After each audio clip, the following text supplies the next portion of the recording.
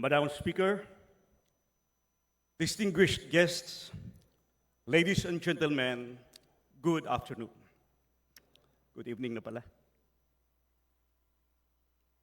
I rise to avail of the privileged hour to address a matter of profound importance, one that affects us as members of Congress, our constituents, and most especially the future generations of Filipinos who will inherit the consequences of our decisions today.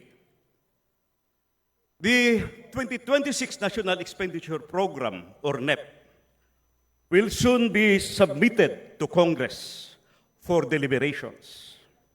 But beforehand, I ask your indulgence to first examine significant provisions of the 2025 General Appropriations Act as approved by Congress, particularly when compared to the 2025 original budget document submitted by the President. I believe that certain adjustments made to the budget raise serious legal questions and may be vulnerable to constitutional challenge.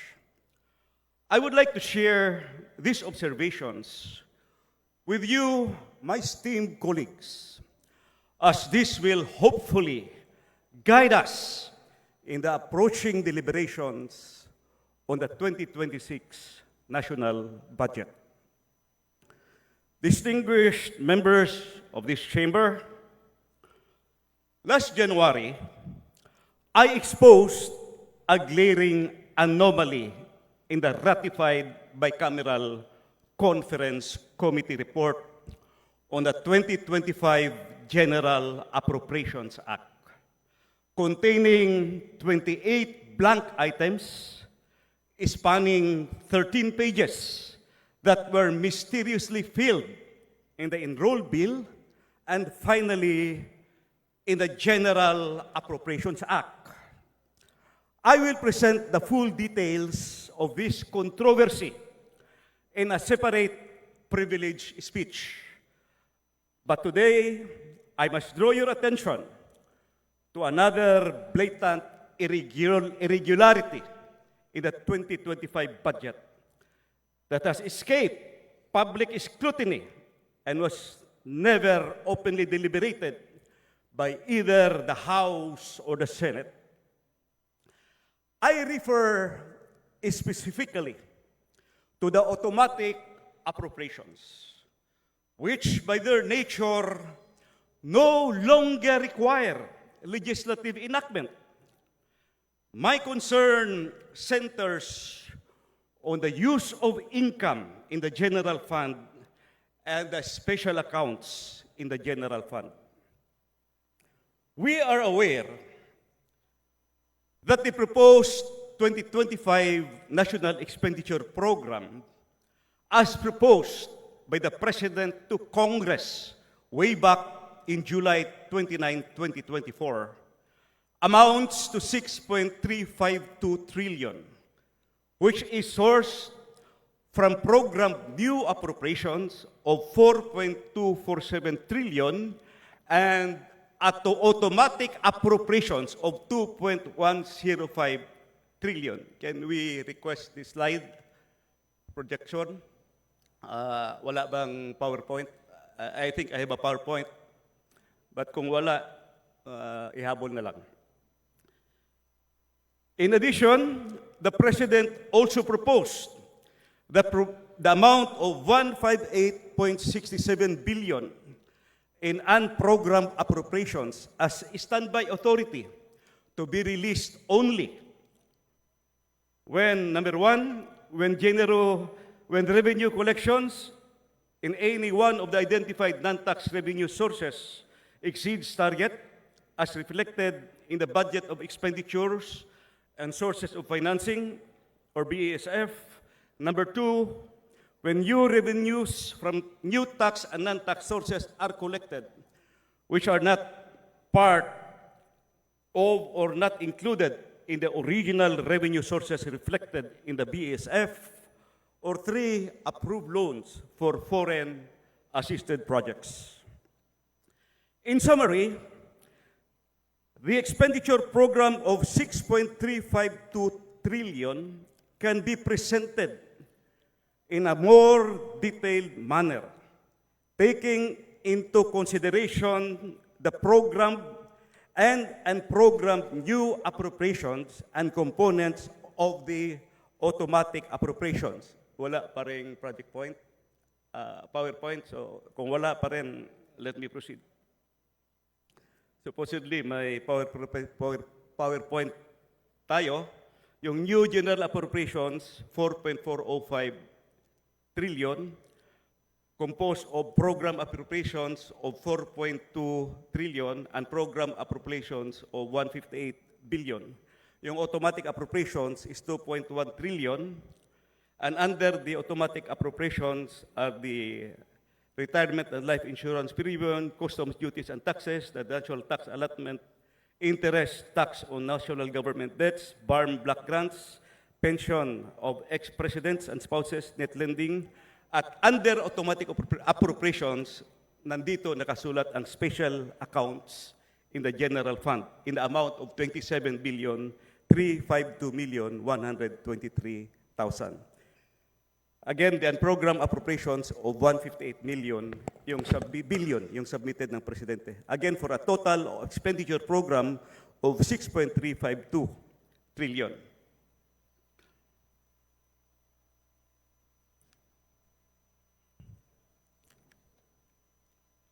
With that as a background, Mr. Speaker, I will now go to the main issue, which I want to emphasize having a great impact on the total expenditure program.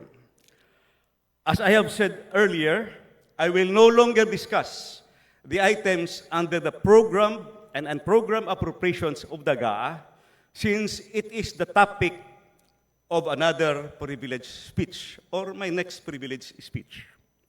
But I will discuss now the special accounts in the general fund, which are sourced from earmarked revenues of the government. What are earmarked revenues? Earmarked revenues are identified revenues required by statute to be used for designated activities, benefits, or purposes, and must be accounted for separately from the government's general revenues. For 2025, the earmarked revenues amount to 1.202 trillion and is classified into two categories. Number one, use of income in the general fund for a total amount of 1.175 trillion and special accounts in the general fund of 27.352 billion. To differentiate the two categories, the use of income in the general fund refers to revenues that accrue to the general fund, which by virtue of statutes or enabling laws authorize agencies to use part of the income of the general fund for a specific program or project, which are generally included in the program portion of the General Appropriations Act, except when it is specifically provided by law that it is automatically appropriated, like the case of the national tax allotment and the BARM block grant.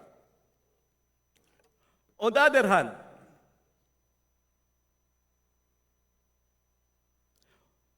hand, special accounts. Thank you. Salamat. On the other hand, special accounts in the general fund, as mentioned earlier, are funds whereby proceeds from specific revenue measures are earmarked by law for specific priority programs and projects and are automatically appropriated. The details of the earmarked revenues are shown in Table B.15 or B.15. specifically on pages 413 to 420 of the 2025 BESF, or Budget of Expenditures and Sources of Financing. Supposedly summarized on the screen, so mahaba yan. On the use of income in the general fund, the amount of 1.175 trillion, while the special accounts in the general fund is the amount of 27.352 billion. How I wish we had a PowerPoint para madaling maintindihan. But let me continue. May I speak, Mr. Speaker, Madam Speaker, may I mention the legal basis or the enabling laws that authorizes the setting aside of portions of the general fund and proceeds of specific revenue measures to ensure the funding of the programs and projects being implemented by the recipient departments and agencies. As shown in Table B.15 of the 2025 BESF, dahil wala tayo dito, the Table B.15 of the BESF can be seen at the website of the DBM. Hanapin nyo lang yung BESF, makikita nyo doon, Table B.15. The earmark revenues usually comes from collections of previous years at any specified period indicated in the enabling laws. Considering that these earmark revenues are subjected to the annual programming of expenditures, some of the funds will accumulate huge balances at the end of the fiscal year. For purposes of my speech, I am showing only the earmark revenues for 2025 and those with available balances as of December 31, 2023, as reflected in Table B.15 of the 2025 BESF. So, dahil wala tayong PowerPoint, I'll just refer you to the DBM website. Now, I will focus my discussion on the special accounts in the general fund. What are special accounts, again, in the general fund? As part of the budgetary process, special accounts in the general fund and all the other automatic appropriations do not require any annual legislative action by Congress. However, any amendment or upward amendment to these accounts may directly or indirectly increase the total expenditure program submitted by the President to Congress. This could potentially violate the constitutional limitation on the appropriation of funds. To summarize, the special accounts in the general fund refers to the funds whereby proceeds from specific revenue measures are earmarked by law for specific priority programs and projects and forms part of the national expenditure program submitted by the President to Congress. SAGF are presented in the NEP or in the GAA in the form of special provisions which explicitly provides for the amount of program expenditures over and above the regular new appropriations of an agency. If the amounts in the special provisions are increased by Congress, there is a corresponding increase over and above the total expenditure program as submitted by the President to Congress. Throughout my 15 years of service in this House, the items classified under automatic appropriations have remained absolutely intact.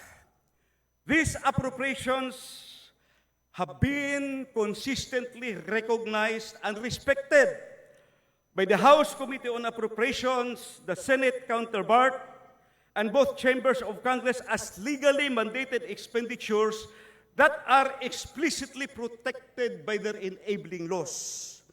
These automatic appropriations must not be subjected to alteration or amendment as they constitute non-discretionary obligations established by law. Their statutory protection ensures that these funds remain outside the purview of the annual appropriations process, preserving the legislative intent and maintaining the fiscal stability these mechanisms were designed to provide.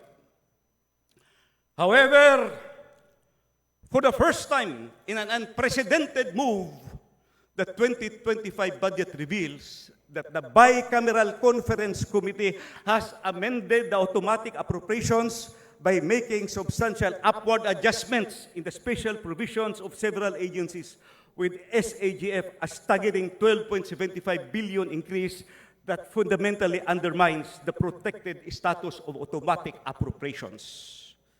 This extraordinary breach has inflated the President's original submission from 27.352 billion to an unprecedented 40.107 billion, a shocking 47% increase that directly contravenes the statutory mandate of these appropriations. Such manipulations on the special accounts on general fund allocations set an extremely perilous precedent that threatens the very foundation of our budgetary framework and the rule of law that protects these funds from political interference. From the original proposal of 27.352 billion, the amount is raised to 40.107 billion. Madam Speaker, the Bicam adjustment of 12.75 billion will correspondingly increase the total expenditure program from 6.352 to 6.365 billion. Supposedly, meron tayong PowerPoint presentation. Wala. Based on my scrutiny, dahil wala tayong PowerPoint presentation, papakita ko lang at sasabihin ko na lang, babasahin ko na lang isa-isa. Based on my scrutiny, the Bicam made the following adjustments on the SAGF of the affected agencies. 1. ACF, Agricultural Competitive Enhancement Fund, dinagdagan ng 274 billion. Remedies Fund, ACF dinagdagan ng 274 million. Remedies Fund dinagdagan ng 28 million. Competitiveness Enhancement Measures Fund dinagdagan ng 1 billion. Fisheries Management Fund dinagdagan ng 13 million. Rewards and Incentives Fund dinagdagan ng 3.6 billion. Spectrum User Charge dinagdagan ng 5 billion. Fire Code Income dinagdagan ng 2.5 billion. Land Registration Fees and Collection dinagdagan ng 37 million. Other executive offices of the Dangerous Drugs Board dinagdagan ng 20.95 million. National Endowment for Culture and the Arts dinagdagan ng 75 million. Philippine Space Agency dinagdagan ng 126 million. Yung Coconut Development Fund and Coconut Consumer Stabilization Fund dinagdagan ng 65 million. Total increase of 12,754,670,000 sa automatic appropriation.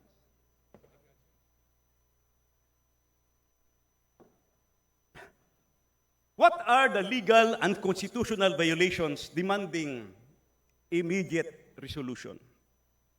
Madam Speaker, the following critical constitutional questions must be urgently addressed as they strike at the very heart of our democratic budgetary process and threaten the integrity of future national appropriations.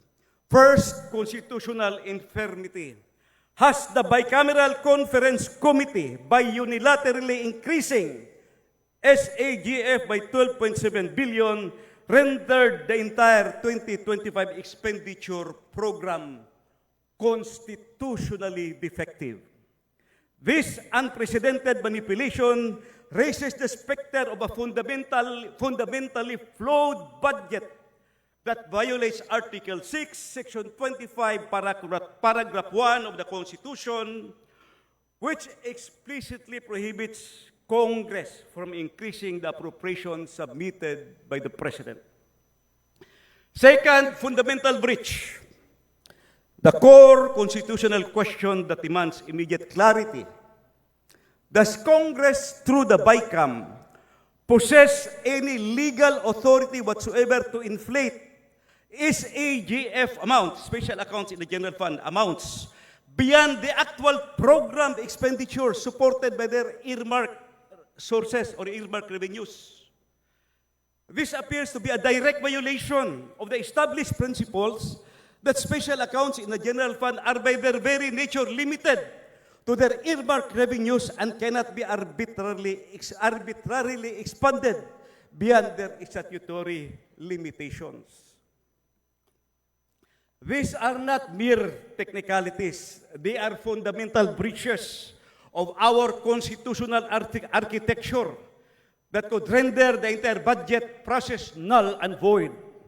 The gravity of these violations cannot be overstated, as they threaten to establish a dangerous precedent where future Congresses might feel emboldened to disregard constitutional constraint with impunity.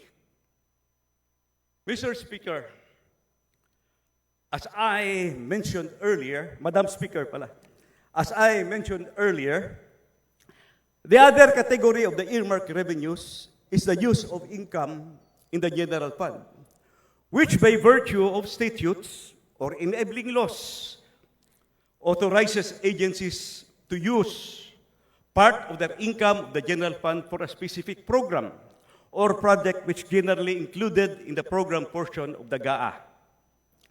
I want to bring to your attention that the Bicam amended the line item appropriation of the DPWH of the Special Road Fund, adjusting the net figure of 16.756 billion to 34.74 billion, or an increase of 17.992 billion.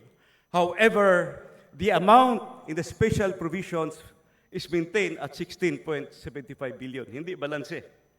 Pero in-increase yung line item appropriation in the DPWH on the Special Road Fund.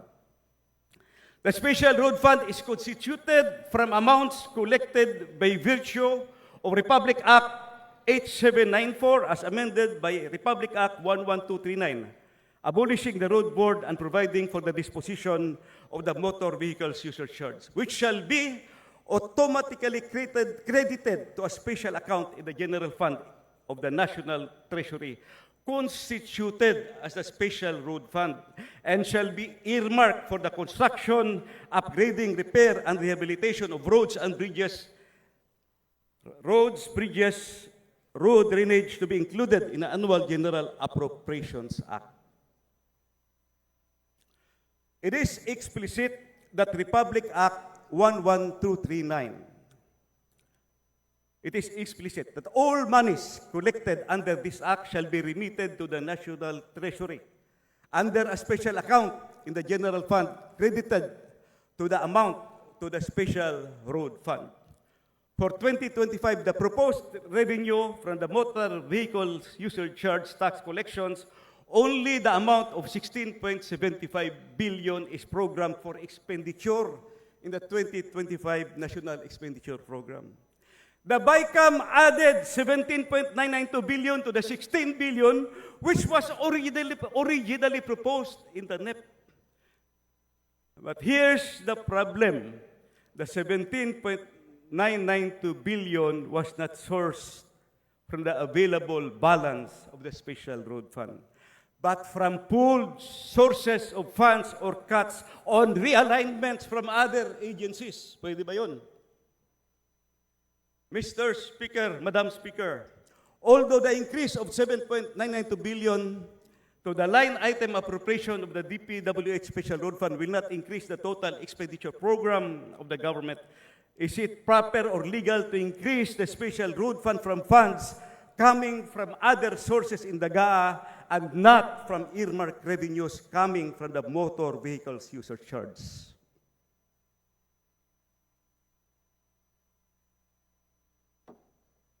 What are the legal and constitutional questions raised? The increase of 17.992 billion on the line item appropriations of the DPWH Special Road Fund was that sourced from the specific earmarked revenues stipulated by Law or Republic Act 11239, which must come from the MBUC, but allegedly sourced from pooled or reallocated sources from other agencies. The main legal and procedural concern is whether Congress, through the Bicam, can increase the amounts in the Special Road Fund beyond what is supported or programmed for expenditure from the earmarked revenues, and whether such increase sourced from other fund sources violate the enabling laws and constitutional budget process. The main issue here is, can the Special Road Fund be augmented from other sources of appropriations in the GAA? It is explicit in the law that the source of funds for the Special Road Fund shall come from the MBUC tax collection, which shall be remitted to the Bureau of Treasury under a special account in the general fund appropriated in the GAA. Is it right to assume that if the increases are not supported by actual collections from the designated revenue sources, or if they are, or if they alter the nature of the appropriations set by law, these adjustments may be legally questionable and vulnerable to constitutional challenge. Mr. Speaker, I was expecting that these congressional insertions in the SAGF will somehow be subjected to presidential veto because it bloated the expenditure program submitted by the President. Yes, I am aware that preconditions were included in the implementation of the special provision by subjecting it to judicious programming based on the actual collections and utilization of funds. But my point is, by increasing the amount in the special provisions of the SAGF, there is a corresponding increase in the expenditure program submitted by the President, which may breach the constitutional limitation in the appropriation of funds. Of the numerous provisions on SAGF amended by Congress, only the special provisions of the Bureau of Customs on rewards and incentives was conditionally vetoed. On the other hand, the Special Road Fund, which has substantially increased from 16.756 billion to 34.748 billion, was merely noted by the President under the general observations portion of the veto message. If you can remember, the direct veto was only 26 billion for the DPWH and 168 billion in unprogrammed funds. Madam Speaker, I must now address a final matter that, while not technically classified under automatic appropriations, involved similarly protected earmark funds, vital to our universal healthcare system. The syntax law explicitly mandates that portions of revenues from tobacco and sugar-sweetened beverages be earmarked for PhilHealth to fund healthcare services under Universal Healthcare Act. While these funds may not be formally designated as special accounts in the general fund, like this previously discussed, the law is very clear in requiring their earmarking for PhilHealth. These earmarked funds, by their very nature, must be used exclusively for their statutorily designated purpose, healthcare delivery for the Filipino people. Similar to the national tax allotment, this fund should be automatically and regularly included in the annual General Appropriations Act. However, in the 2025 budget, PhilHealth received zero allocation from these mandated earmark funds. This zero allocation represents a clear failure to comply with both the syntax law and the Universal Healthcare Act. Congress has not provided what is legally due to the Filipinos. Again, Congress has not legally provided what is legally due to the Filipino people under these laws.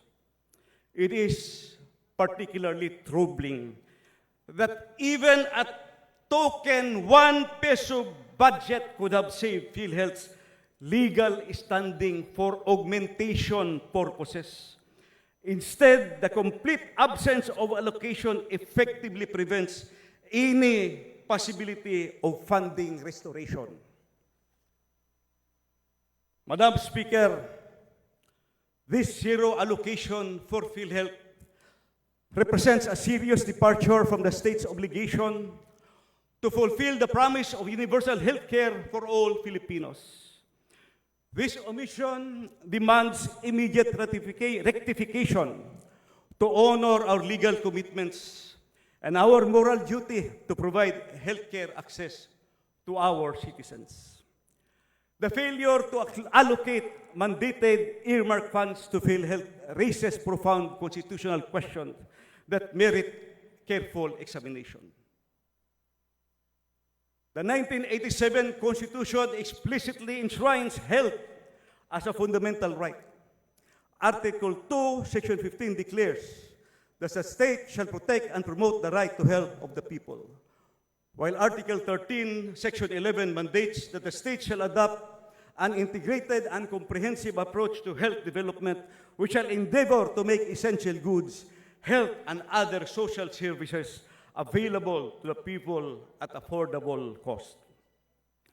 By withholding the statutorily mandated earmark funds from PhilHealth, the government failed to fulfill its constitutional obligation to provide the health benefits guaranteed under the Republic Act 11223 or the Universal Health Care Act. This law was specifically enacted to ensure that all Filipinos are guaranteed equitable access to quality and affordable health care, goods, and services, and protective against financial risk. Pending judicial review, these constitutional concerns are not merely academic. Multiple petitions have been filed before the Supreme Court, challenging both the zero budget allocation for PhilHealth and the related transfer for PhilHealth reserve funds.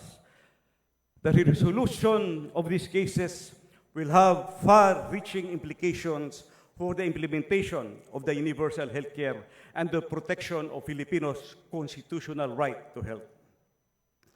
Mr. Speaker, Madam Speaker, Mr. Speaker, yes, Mr. Speaker, as we await the Supreme Court's guidance on these critical matters, we must recognize that the stakes could not be higher: the health, the well-being of every Filipino.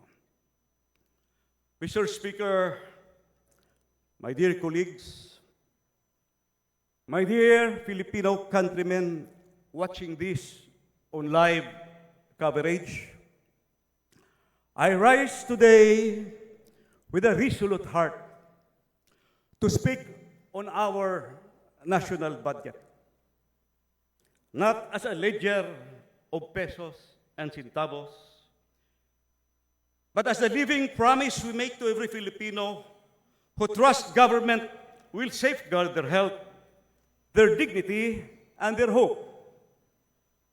The numbers we debate are in truth the measure of our compassion, our dignity, our will, and the test of our constitutional duty. These items under the automatic appropriations, particularly the special accounts in the general fund and the use of income in the general fund, is a product of painstaking legislations passed in previous Congresses, fully debated by our illustrious predecessors in the four corners of this legislative hall. The Bicam has practically altered and superseded 13 Republic Acts or special laws, and to include the PhilHealth funds reduction, a total of 14 laws that earmark certain funds from sources already specified as a product of exhaustive debates in both the House and the Senate. The 14 special laws specified under the automatic appropriations, particularly special accounts in the general funds and the utilization of income under the general fund that were altered and superseded by the GAA 2025 are as follows. Number 1, RA 11239, or the Special Road Fund. This act amended RA 8794, or the Motor Vehicles User Charge. Number 2, RA 8718, RA 9496, and RA 10848, or the Agricultural Competitiveness Fund, ASEP. Number 3, RA 8800, 8800, Remedies Fund, or the Safeguard Measures Act. Number 4, RA 8800 again, or the Competitiveness Enhanced Measures Fund of the Safeguard Measures Act. Number 5, RA 10654, or the Bureau of Fisheries and Aquatic Resources Fisheries Management Fund. Number 6, RA 9335, or Rewards and Incentive Funds of the Attrition Act of 2005. Number 7, RA 10929, or Spectrum Usage Fund of the Free Internet Access in Public Places. Number 8, RA 9514, or Bureau of Fire Protection Fire Code Income. 9, PD 1529, or Land Registration Fees and Collections. Number 10, RA 9165, or Dangerous Drugs Act. Number 11, RA 9356, or the National Endowment Fund for Culture and the Arts. Number 12, RA 11363, or the National Space Agency Act. Number 13, PD 1234, PD 1854, RA 11435, or Coconut Development Fund, and the Coconut Consumer Stabilization Fund. And last but not least is number 14, the Sin Tax Law of 2012. This item may not be the list of SAGF or UIGF, but the law is clear that 80% of the incremental proceeds of the Sin Tax Law will go to universal health care. The central constitutional issue requiring urgent clarification is this. Does Congress, acting through the Bicameral Conference Committee, have any legal authority to increase the amounts allocated to the special accounts in the general fund beyond the actual program expenditures backed by their designated revenue sources? Such actions appear to contravene the well-established principle that SAGFs are intended to be strictly limited to their earmarked revenues and cannot be augmented arbitrarily beyond what is legally mandated. This is far from a procedural technicality. It strikes at the very core of our constitutional framework. These potential violations constitute serious breaches that could undermine the legitimacy of the entire budget process, potentially rendering it null and void. The implications are profound, as such precedents risk empowering future legislatures to disregard constitutional fiscal constraints with impunity. The Constitution vests in Congress the power of the purse, but more crucially, it requires us to exercise this power with faithfulness to existing statutes. The General Appropriations Act cannot amend or override special laws previously enacted by Congress. This disregard for sanctity of the law undermines not just legislative intent, but the very legitimacy of this institution, and exposes the budget to legal challenge and public condemnation. I call on this august chamber to restore the trust, the confidence, and the integrity of the entire budget process. As a former chairman of the House Committee on Appropriations, it hurts me when I heard these highly repeated comments branding the 2025 national budget as the most corrupt budget ever passed in the history of Philippine Congress. I urge my colleagues, let us not allow short-term expediency or political calculations to compromise the hard-won health rights of our people. Let us remember that the world looked upon us when this chamber passed the syntax law in 2012. It helped the country garner the first ever investment grade credit rating from international credit rating agencies. Humility aside, I was the main author of the syntax law of 2012 or Republic Act 10351. For the sake of every Filipino in need, for our duty to the Constitution, for the future of our children and our children's children, I respectfully appeal, let us act now to correct this injustice.